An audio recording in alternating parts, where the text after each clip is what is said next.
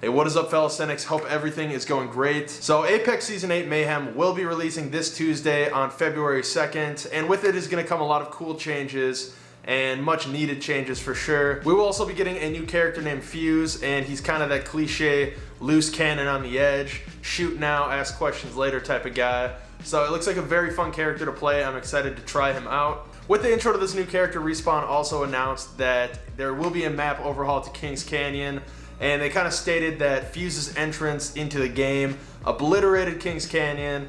So by the sounds of it and the looks of what we saw in the trailer, it's going to be Kings Canyon, but there's going to be a lot of places that were kind of in the collateral damage of Fuse's entrance. So either way, I always get very excited for these Battle Royale games to actually change up their map, because there's nothing worse than keeping the same map over and over again, and it kind of just gets stale, and nothing ever gets updated. Warzone.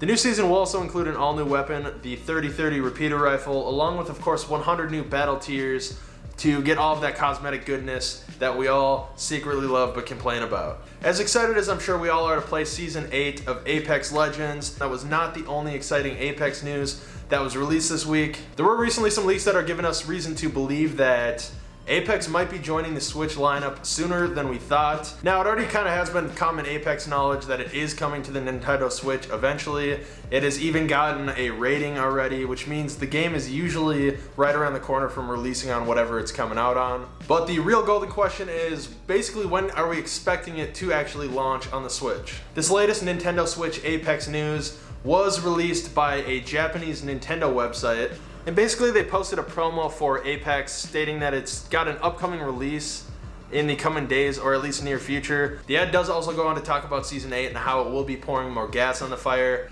Now, this could definitely mean something completely different, but to me it kind of indicates something big is coming to Apex Legends. And what would be bigger than for them to release on a whole another console, especially for all these Nintendo Switch players that have been waiting patiently for them to be able to play Apex on the Nintendo Switch. All this news did also kind of roll out just a few days after the Japanese YouTube page uploaded Fuse's character story trailers. And that specific Outlands trailer did actually briefly suggest that the game would release on Nintendo Switch alongside Season 8 on February 2nd. Plus, all of the news on the Apex Switch port was quickly removed as the news started to spread about it. Although all this definitely leads me to believe we're just a short period of time away from being able to play Apex Legends on the crapper.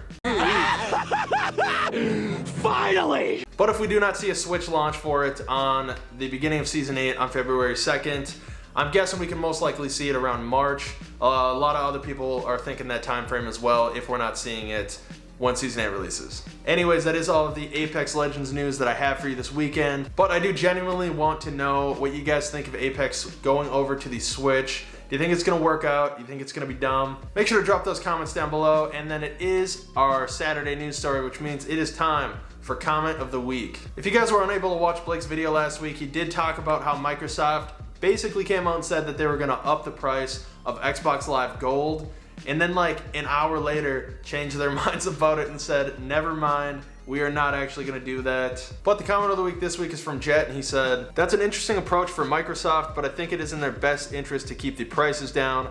Game Pass seems like it could be worth it if you really enjoy playing a multitude of games for a cheap price. Now, the reason that Microsoft pretty much did this in the first place was to nudge their players towards the Xbox Game Pass versus just paying for Xbox Live.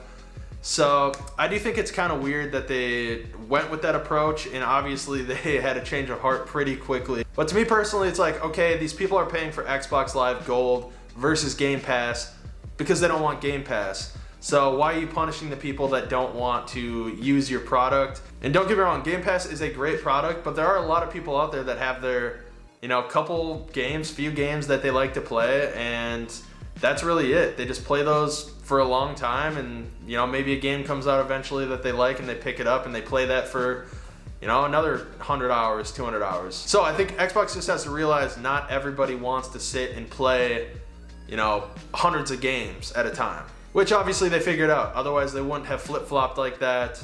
So it's not a problem anyways, they're not raising the prices, but that's kind of just my 2 cents on the whole situation. Anyways, for anyone who has made it this far in the video, I greatly appreciate you. Make sure to give the video a thumbs up if you enjoyed or got any sort of useful information out of this. And as usual, we do have our links in the description for our social media. please go give us a follow, or at least check out our pages. It is a great way for us to connect with you guys. Other than that, remember, if you want to see future news on tech, games, movies, to literally anything nerdy in between, make sure to subscribe to Digital Cynics. Peace.